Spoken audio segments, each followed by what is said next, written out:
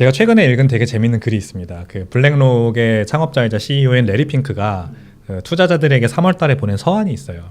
그 뭐 매년 보내더라고요. 투자자 서한을.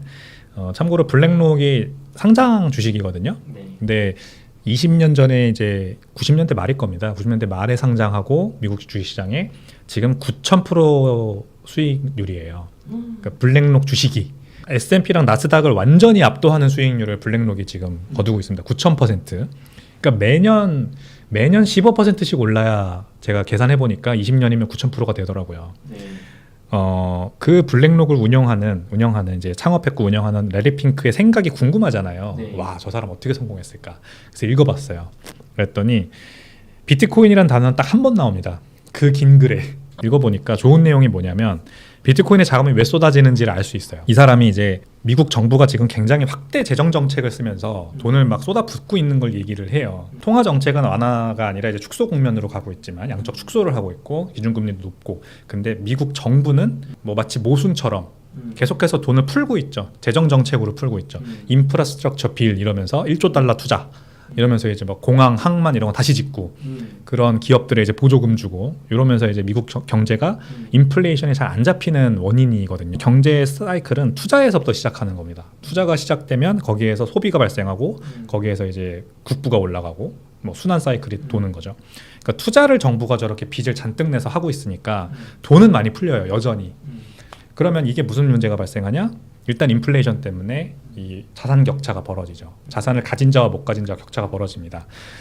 기존 기성세대는 주식과 부동산을 많이 가지고 있어요. 원래부터. 그러니까 투자 때문에 미국 주식시장이 화랑이 계속 이어지고 뭐 특히 중후장대 산업 관련된 주식들이 막 다락같이 올라가면 이제는 반도체도 사실 거의 필수제가 돼버렸죠. 그러니까 반도체 관련된 테크 관련된 기업들 주식, 엔비디아, 엔비디아도 뭐 기성세대가 많이 가지고 있는 주식일 거예요. 우리 같은 이제 MZ 밀레니얼 세대들보다는. 그러니까 주식과 부동산을 기존의 기성세대들이 많이 가지고 있고 이들은 더 부자가 되고, 그렇지 않은 젊은 세대들 주로 이제 뭐 이제 겨우 좀 주식 투자 해보고 있거나 은행 예금이 많은 아직까지는 그런 세대는 상대적으로 계속해서 그 부를 따라가지 못하는 거죠. 부의 증가 속도를.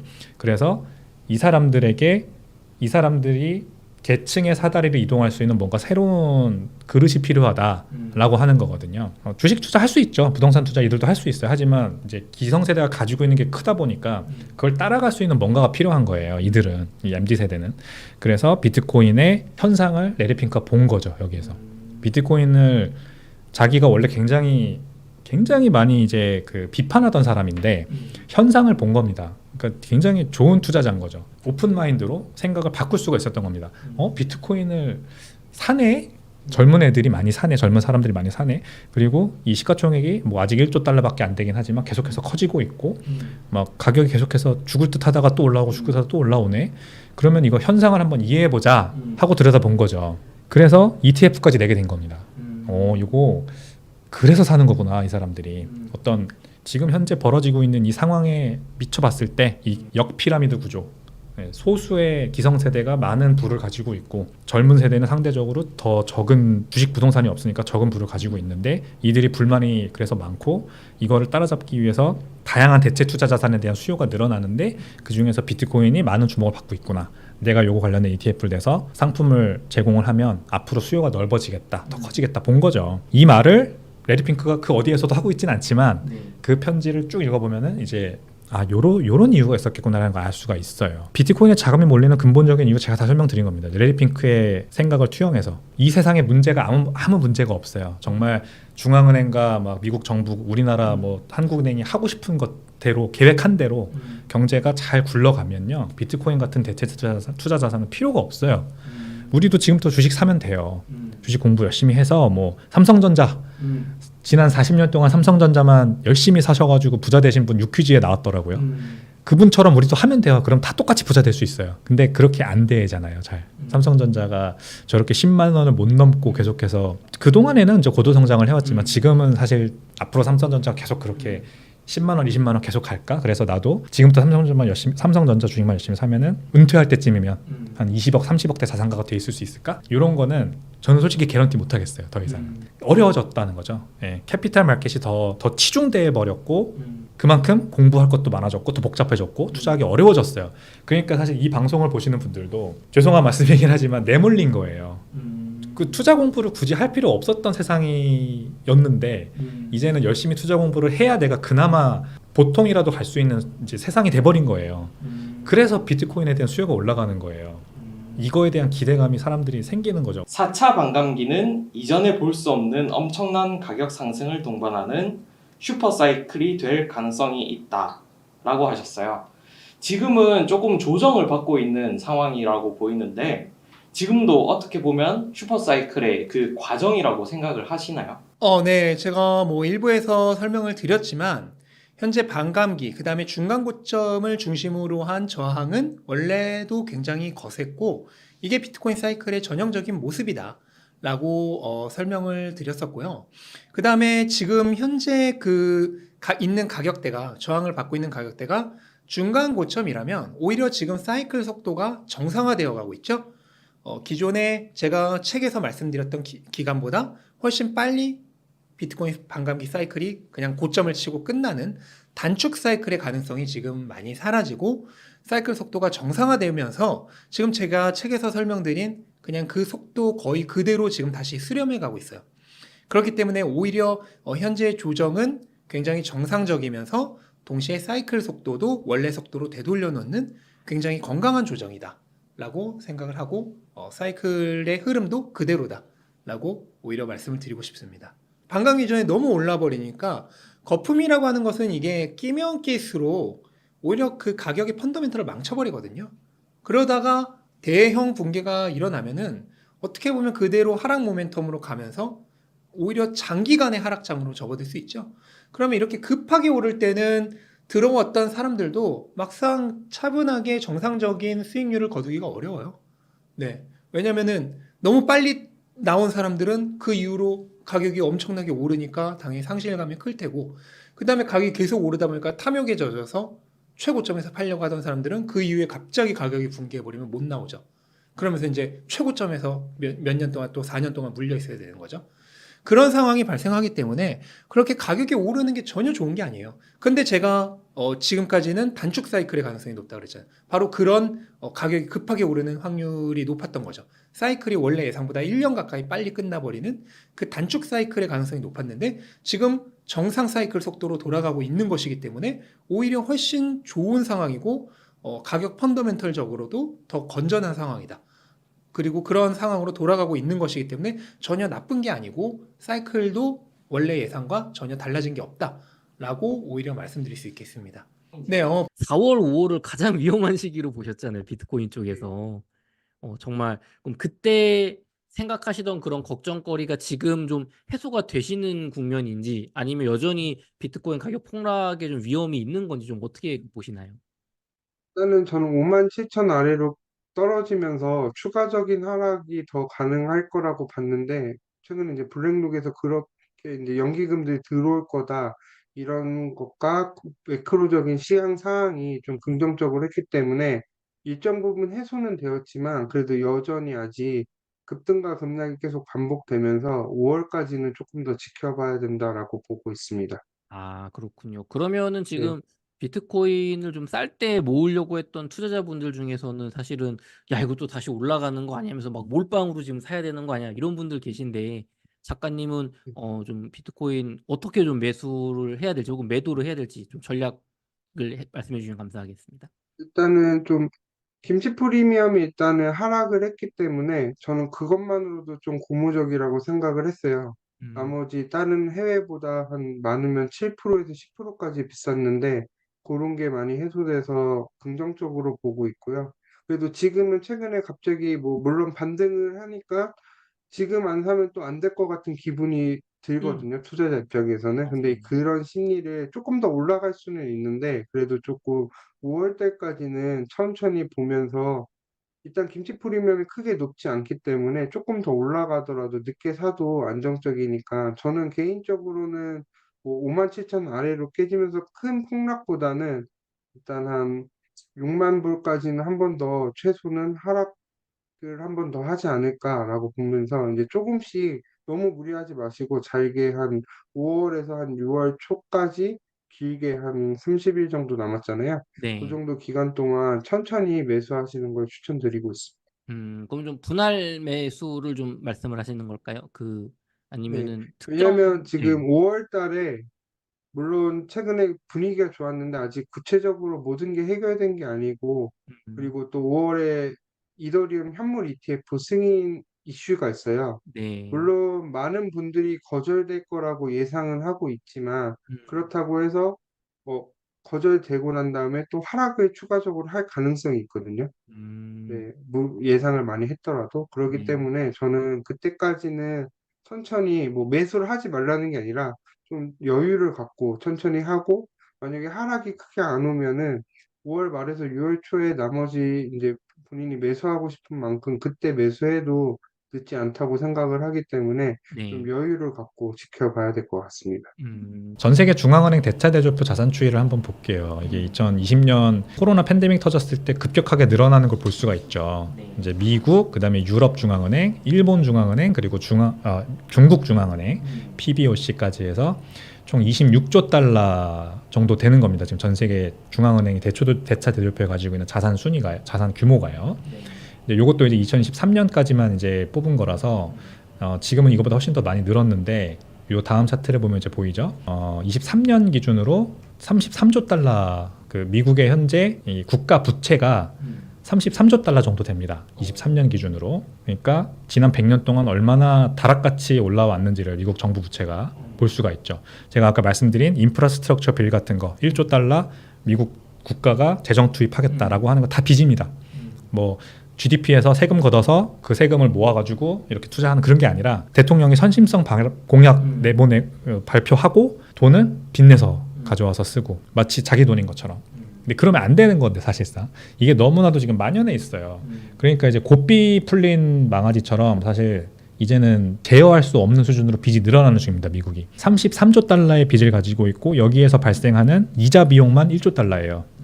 1조 달러면 우리나라 돈으로 1,400조 원입니다. 1년에 이자 비용만 1,400조를 내고 있는 거예요, 미국은. 네, 1,400조. 국방비가 1,000조라서 1,000조국이잖아요. 1년에 쓰는 국방비가 1,000조라서. 그거 이상으로 이자 비용을 내고 있는 나라입니다, 미국은. 그러니까 이게 더 이상 지속 가능하지 않다는 걸 누구나 다 알고 있어요. 이러다가 큰일 난다. 하지만 줄일 방법도 딱히 없습니다. 그래서 GDP 대비해서 미국 국가 부채가 얼마나 되냐? 122%. 이건 22년 기준입니다. 그러니까 지금 이거보다 더 높을 거예요. 그러니까 내가 미국 국민들이 열심히 1년 동안 돈을 벌어서 빚 갚는 데 써도 모자랍니다. 빚도 다 못 갚습니다. 정확히 말하면 1년 동안 열심히 번 돈으로 빚도 다 못 갚습니다. 122%니까. 그게 지금 문제예요. 자, 이렇게 미국의 국가 부채가 늘어나는 건 무슨 말이냐? 미국의 돈이 늘어나는 겁니다. 머니 서플라이가 늘어나는 거죠. 그래서 이렇게 되면은 이제 미국 그 달러가 가진 구매력이 하락하거든요. 구매력이라는 건 우리가 1달러를 지불해서 뭘 살 수 있느냐를 계산하는 거죠. 옛날에 우리나라가 짜장면 가격이 뭐 제가 어렸을 때는 한 3,000원이었는데 지금은 짜장면 한 그릇에 6, 7,000원 하죠. 이것도 짜장면 가격이 올라갔다라고 표현할 수 있지만 반대로 말하면 원화의 가치가 그만큼 하락했다라고 볼 수가 있는 겁니다. 짜장면은 똑같이 짜장면이니까 거기에 뭐 갑자기 소고기를 넣기 시작하고 그런 건 아니잖아요. 그래서 달러의 이렇게 가치 하락의 그래프를 봐도 재밌습니다. 1913년도에는 1달러의 가치가 이 정도였는데 쭉 하락해서 지금은 0.05달러의 가치밖에 안 한다는 거죠. 지금 이제 정부가 내놓는 CPI라고 하는 지수는요, 굉장히 마사지된 지표예요. 이게 인플레이션을 대변하지 않습니다, 절대. 인플레이션은 벡터라서 내가 어디에 지출을 하냐에 따라 유동적으로 변하는 거지 그냥 정부가 요렇게 보면은 됩니다라고 내놓은 그 인덱스만 봐가지고요 내 구매력이 어떻게 하락하고 있는지가 안 보여요. 그러니까 여기 보세요. 가격이 그동안 20년 동안 많이 안 오른 것도 있어요. 세차 가격, 가구 가격, 여기 이제 밑에 보면은 컴퓨터 소프트웨어 이런 거 직관적으로 이해가 되죠. 그러니까 이런 것들 다 이제 같이 짬뽕해서 넣으면 진짜 CPI가 한 연간 3%에서 조정이 되고 있나 보다라고 생각하지만 그것도 이제 계속해서 뭔가 넣었다 뺐다 하죠. 이 정부에서 미국 정부에서 마사지를 겁나 합니다. 자기들이 편한 대로 마사지하는 지표만 봐가지고는 내가 지금 어떤 상황이 있는지 모른다는 거예요. 이게 바로 문제입니다. 이게 바로 인플레이션이 생각보다 심각하고 문제가 그래서 내가 가지고 있는 이 법정 화폐의 가치가 계속해서 더 급격하게 하락하고 있는데 사람들은 그거 몰라요. 잘 모르죠. 와닿지 않죠. 짜장면 가격이 올라갔다고 생각하지 내가 가진 돈의 가치가 떨어졌다고 생각하지 않는 거죠. 비트코인 가격이 올라갔다고 생각하지 내가 가진 비트코인 그 계산할 때 쓰는 그 원화의 가치가 떨어졌다고 생각을 안 하는 겁니다. 그러니까 비트코인 가격이 8천만 원에서 1억 됐다. 그러면은 사실 좀 슬픈 거예요. 내가 원화 표시 자산이 많은 사람 입장에서는 슬퍼야죠.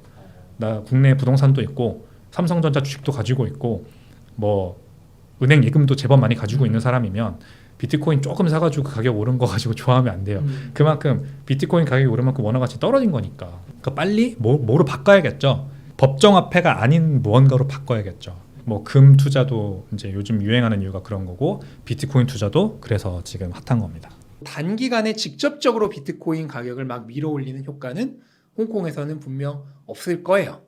그리고 지금까지 들어온 자금도 한 4월 30일에 승인된 이후로 현재까지 홍콩 ETF들이 보유하고 있는 비트코인이 대략 2억 3천만 달러 정도 되는데 미국의 뭐 50분의 1 수준이죠. 그런데 이것조차도 지금 그 4월 30일에 거래가 승인되고 나서부터 들어온 자금이 아니라 그 자금은 몇 천만 달러 수준이고요. 한 2억 달러, 그러니까 대부분의 자금은 우리가 프리시딩이라고 하는, 그러니까 현물 ETF가 출범하기 전에 기관들에게 미리 판 거예요. 그 미리 팔아서 미리 챙긴 게 2억 달러인 거고, 현물 ETF 출범하고 나서는 뭐 하루에 잘해야 1,000만 달러 정도밖에 들어오지 않아요. 그러면은 미국은 지금 3개월 동안 120억 달러였으니까 그러면 한 달에 40억 달러니까 하루에 1억 달러 이상이었죠. 그러니까 미국이 10분의 1 규모도 안 되는 거예요. 예. 그렇기 때문에 단기적으로 가격을 밀어 올리는 요인이 되기는 어렵다. 하지만 중장기적으로는 이게 굉장히 큰 영향을 줄 겁니다. 왜 그러냐면 일단은 홍콩이라고 하는 중국과 밀접하게 관련이 있는 그 다음에 아시아의 금융 허브죠. 이 시장에서 현물 ETF라는 걸 출시했다는 것 자체가 뭐냐면 기관들이 비트코인을 채택할 수 있는, 즉 기관급 채택, 대규모 채택이 일어날 수 있는 물꼬를 틀었다는 거죠. 그 입구를 열었다는 겁니다. 지금 당장 돈은 엄청나게 들어오지는 못할지라도 기관들이 비트코인을 본격적으로 채택할 수 있는 그 틀을 만든 거예요. 그러면서 이제 아시아와 그 다음에 중국 기관들, 지금 중국 본토에서 직접적으로 홍콩 현물 ETF를 투자 못한다라고 알려져 있는데 중국 본토에서 직접 투자를 못하는 건 맞아요. 하지만 중국 기관과 그 다음에 개인 중에서도 어느 정도 자산 있는 개인들은 홍콩에서 계좌를 열 수 있어요. 그 얘기는 홍콩에서 계좌를 열어서 결국 투자가 가능하다는 얘기예요. 근데 우리가 뭐 어차피 돈 없는, 그러니까 기관이나 자산 규모가 있는 개인들을 제외한 나머지 돈이 들어올 거를 뭐 기대하지는 않는 거잖아요. 어차피 중요한 건 큰 돈들이잖아요. 근데 그 큰 돈들은 지금 홍콩을 통해서 비트코인 투자가 가능해졌어요. 그 다음에 아시아에 있는 여러 기관들이 홍콩을 통해서 투자가 가능해지고. 그러면 이게 이제 그러한 기관급 채택의 신호탄, 그러니까 상징적인 의미가 될 수 있는 거죠. 출발점이 될 수 있는 거고, 이후로 실제로 영국에서 ETN이 이제 출시가 될 거고, 그 다음에 호주에서도 ETF가 이번에 인정이 됐죠. 호주에서도 출시가 될 거고, 그럼 오세아니아, 그 다음에 영국, 유럽. 영국은 유럽의 금융 허브죠. 그 다음에 유럽에서 최대 현물 그 금융 파워가 있는 국가가 또 어디냐면 독일이에요. 근데 독일에서도 은행들이 비트코인 상품을 취급하는 허가가 이번에 났어요. 그러면서 전 세계적으로 기관급 채택이 이루어지는데 그 이루어지는 일종의 상징적인 신호탄이 되는 게 이 홍콩 현물 ETF인 거죠. 그래서 이제부터 비트코인은 글로벌 자산이잖아요. 전 세계적으로 지금까지는 거의 90% 이상 개인 투자자들에 의해서만 투자가 되어졌던 비트코인이 이제부터 기관급 자산으로 전환해 나가는 지금 그 전환점에 우리가 있는 것이다 라고 보시면 돼요. 근데 비트코인은 그런 기관의 본격적인 채택 없이 1조 달러 이상의 시가총액을 만들어낸 자산이에요. 전 세계 상품까지 합쳐서 주식과 상품을 모두 합쳐서 현재 시가총액이 9위예요.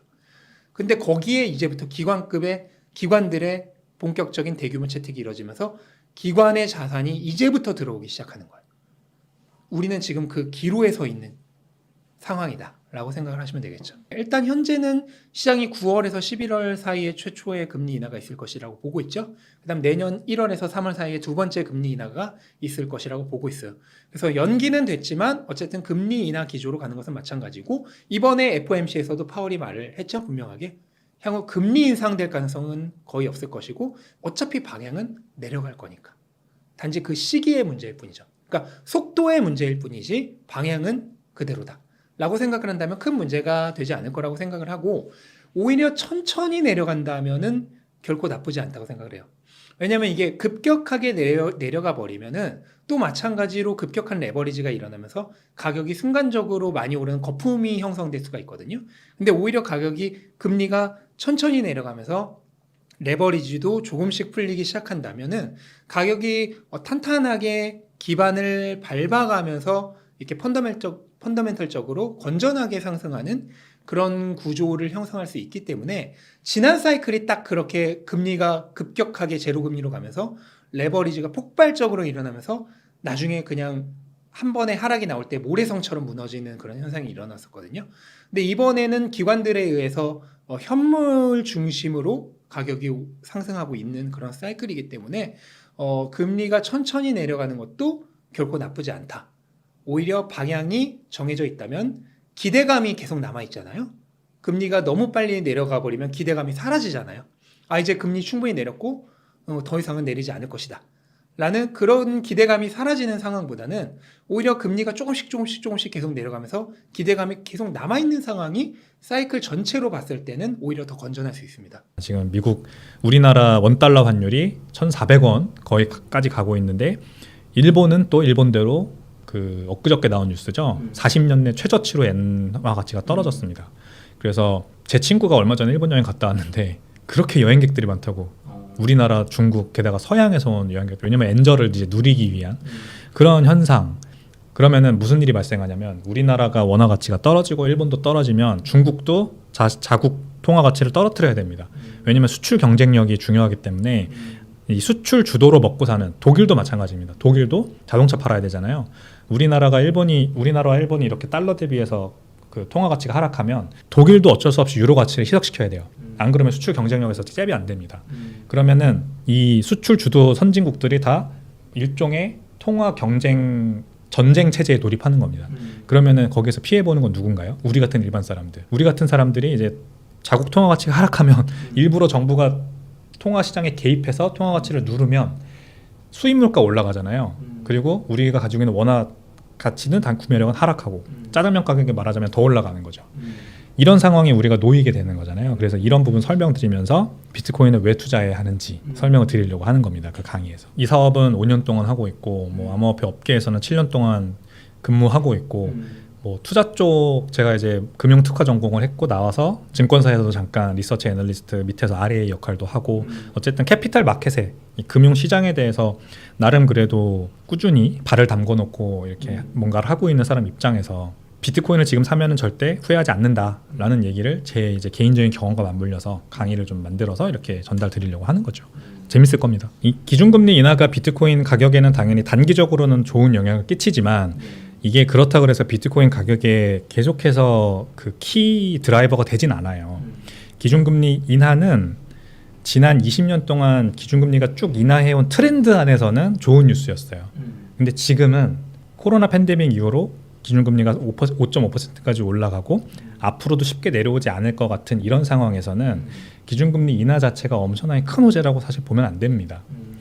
한 번씩 내리는 거 가지고는 쉽게 호재로 작용하지 않을 거예요. 그러니까 5.5%를 또 급격하게 이렇게 내린다면 뭔가 문제가 있는 거잖아요. 그러면 심각한 경제 문제가 터졌으니까 그렇게 급격하게 내리는 거겠죠. 그래서 오히려 이거 큰일 났다, 위험자산에서 발 빼자 하면서 비트코인 가격이 떨어질 수도 있어요. 오히려 조금씩 내린다. 만약에 뭐 올해 한 2번 기준금리 인하해서 베이비 스텝으로 한 번 내려봤어. 근데 이게 이제 엄청나게 큰 가격 상승으로 이어질 거냐? 아니라는 거죠. 왜냐하면 또 다음에 언제 내릴지 모르는데 페드의 정책 방향이 완전히 선회했다라고 느낄 정도로 급격하게 내리지 않는 이상은 그렇게 크게 호재로 작용하지 않을 거라는 거죠. 그럼 이제 그래서 제가 잘못 보고 있는 거라고 말씀드리고 싶어요. 작가님의 나는 비트코인의 인생, 비트코인으로 인생을 배웠다 책을 보면 사실 이제 과거에 반감기 전후의 차트를 많이 보여주셨는데요. 과거에도 이렇게 지금처럼 반감기 전후로 좀 조정이 왔다가 또 급등을 했다 급락을 했다가 요런 좀 시기들이 있었나요, 혹시? 아, 네. 제가 먼저 비트코인 사계절 차트를 최신 오늘 날짜 기준으로 정리를 다시 해봤거든요. 네. 그거 먼저 공유하면서 한번 해보도록 하겠습니다. 네. 네, 보시는 게 이제 비트코인 사계절 오늘 5월 지금 녹화하는 날짜가 4일인데 네. 4일 기준으로 작성을 했고요. 사계절 사이클을 제가 이렇게 직접 만들어서 매번 업데이트를 하고 있고요. 책에 나온 것도 제가 직접 다 작성한 내용입니다. 음. 먼저 일단 여기 빨간색 줄이 보이시잖아요. 요 네. 빨간색 줄이 비트코인 반감기 시즌을 제가 그어놓은 거예요. 네. 그래서 요 반감기 때를 보시면 여기 첫 번째 사이클이라고 제가 지었던 구간에서는 비트코인이 여기서 음봉이 두 개가 떴잖아요. 요게 네. 한 40% 정도 하락이 될 거예요. 작아 어. 보이지만. 네, 작아 이게 보이는데 월봉이, 음. 네, 월봉이기 때문에 이게 되게 하락폭이 커요. 여기 음. 보시면 아시겠지만 여기 요 아래는 막 거의 600달러, 네. 1000달러 이 정도 수준이거든요. 음. 그렇기 때문에 이 봉 하나가 되게 작아 보이지만 매우 크게 음. 작용한다라고 보시면 될 것 같습니다. 지난 사이클에서는 반감기 전에 코로나 이슈가 있었어요, 3월에. 네. 코로나 이슈가 있었는데 이 봉 하나가 거의 70%짜리입니다. 아. 여기 꼭대기에서 여기까지. 야, 70% 그만큼 하락이요.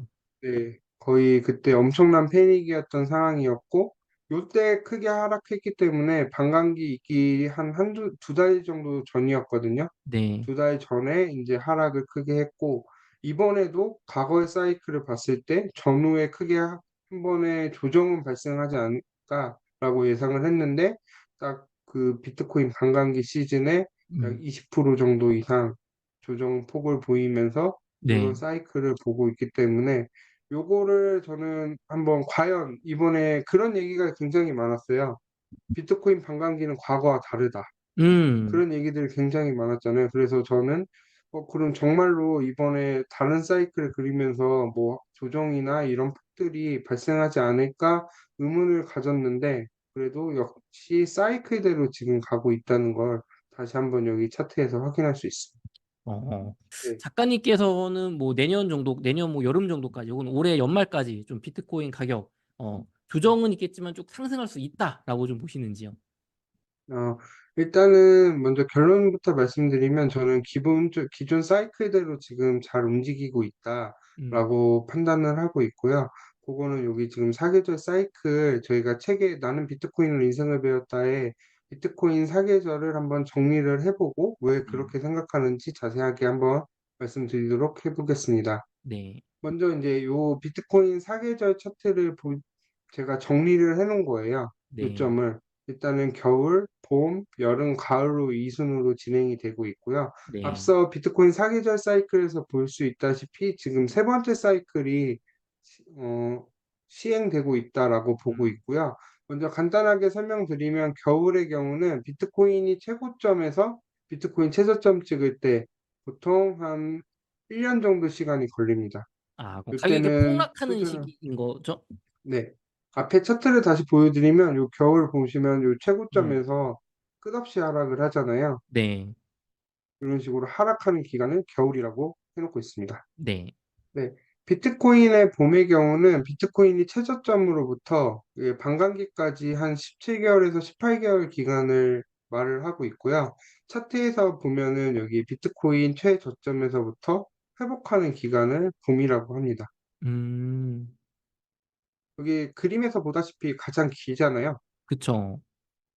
그러면서 여기서 급격하게 상승하기도 하고 하락하기도 하고 하지만 음. 결국에 계속 회복하는 차트다라는 걸 확인할 수도 음. 있습니다. 네. 이 지난 사이클에서도 보면은 꾸준하게 약 340% 상승을 했지만 코로나 때 요땐 70% 하락을 했고요. 음.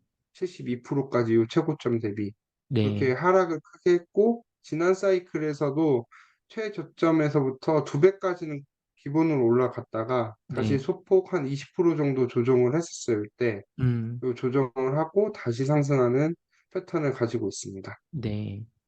그 봄에도 다음에 오르는 건 네, 오르는 거군요, 가격이.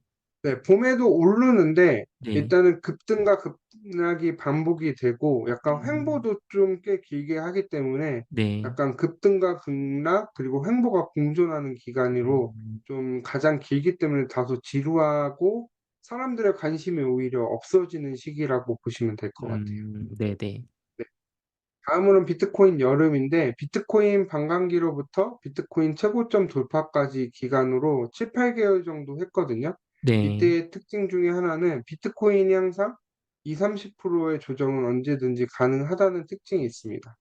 차트로 음, 한번 보시면은 비트코인 반감기로부터 한 6, 7개월 뒤에 네. 최고점을 항상 돌파를 했거든요. 네. 이두 번째 사이클에서도 똑같은 패턴인데 음, 이번 여름에서 한 가지 의문은 기존 반감기 전에 최고점을 넘었잖아요. 요거에 그쵸. 대해서는 제가 요거 가을까지 설명드리고 요거에 대한 추가적인 설명을 다시 한번 드릴게요. 네. 그리고 여름에 대해서 추가적인 설명을 드리면 여기도 하락을 했고 여기 여름에서도 항상 올라가다가 이렇게 음, 음봉이 하나씩 뜨잖아요. 그렇기 네. 때문에 항상 2, 30%의 조정은 언제든지 가능하다. 하지만 음, 꾸준히 우상향하고 있다는 특징이 있기 때문에 이때 함부로 개수를 늘리거나 어떤 뭐 추가적인 뭐 손절을 하거나 조정 음, 때 그런 걸 절대 하시면 안 되는 행동 중에 하나입니다. 조정 때 그냥 보유해라. 네, 보유하시든지 아니면 추가 매수를 하는 기간이 추가 여름이라고 매수를 보시면 하거나 보유를 해야지 매도를 하면 안 된다. 됩니다. 매도를 해서 개수를 늘리고 싶은 마음이 많이 생기거든요. 네. 그런 걸 항상 되게 조심스럽게 생각하셔야 됩니다. 마지막 사계절 중에 가을인데, 가을은 우리가 모두가 기대하는 비트코인의 최고점을 연일 돌파하고 알트코인들이 불장을 이제 본격적으로 만나면서 저희가 모든 사람들이 축제에 빠지는 그 기간을 얘기를 하는데요. 네. 이때 주의해야 될 사항은 알트코인의 변동성이 굉장히 커요. 올라간다고 음, 계속 올라가는 게 아니라 뭐 두 배, 세 배 올라가면 하루에 30%, 50% 빠지는 코인들도 나오거든요. 어, 그렇기 때문에 그런 변동성을 뭐 이겨내야 되는 거고 차트를 잠깐 보면은 그 최고점 돌파 이후 꾸준히 쭉 상승했다는 것을 볼 수 있습니다. 어, 그리고 여기 가을에서도 최고점에서 쭉 상승하고 요때 5월 달 2021년 5월 달에 붓다비밀하고 저희는 하거든요. 이 네. 부처님 오시는 날에 이렇게 하락을 크게 했었는데 요 하락을 했더라도 다시 최고점을 돌파하면서 음, 상승을 그렸거든요. 네. 그렇기 때문에 꾸준히 상승을 하고 요때 알트코인들이 많이 상승했어요. 그렇기 음, 때문에 이제 모두가 기다리는 게 요 가을 구간이라고 보시면 될 것 같아요. 어, 네. 그러면 제가 앞서 말씀드렸던 여름이 조금 지금 많이 바뀌었잖아요. 그래서 네. 이제 많은 질문들이 그럼 사계절 사이클이 깨진 거 아닌가요? 이런 질문도 있고 저도 네. 굉장히 오랫동안 고민을 하다가 최근에 결론을 내렸습니다. 먼저 두 가지 시나리오가 있는데요. 먼저 첫 번째 시나리오는 비트코인 사이클이 빨라진 거예요.